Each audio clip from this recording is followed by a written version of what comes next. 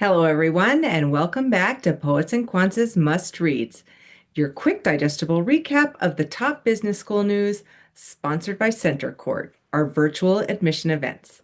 I'm your host, Christy Blyzeffer, and I'll be highlighting the most important P&Q stories you might have missed. So let's get to it. Number one, 7 MBA admissions trends and B school predictions for 2026. As we move into the new year, one thing is clear.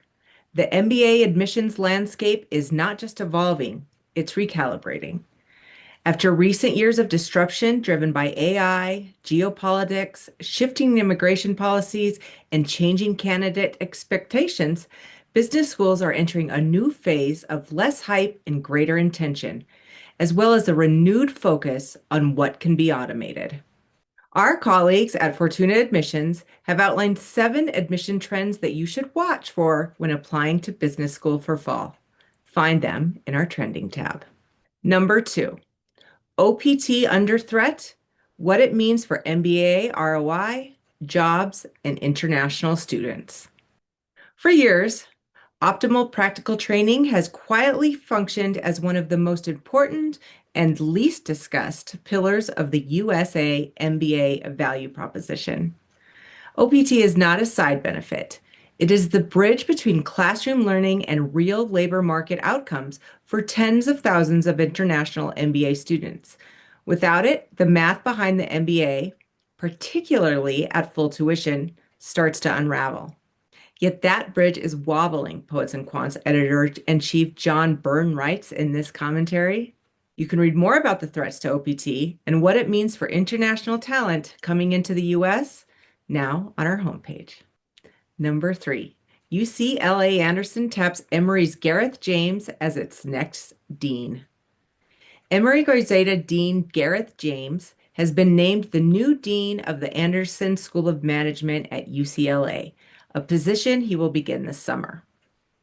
Of the move, James says, "It is a time of extraordinary opportunity for UCLA Anderson and business education more broadly. With its deep roots in Los Angeles, a truly global city where technology, entertainment, entrepreneurship, and social impact converge at an extraordinary scale, UCLA Anderson is uniquely positioned to shape the future of leadership."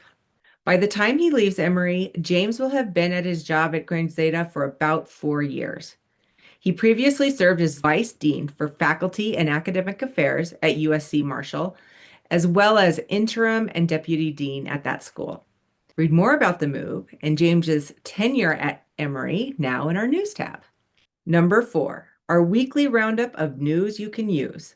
No matter where you are in your MBA journey, we bring several helpful stories for you this week. First up, 2026 MBA interview questions, a school-by-school list.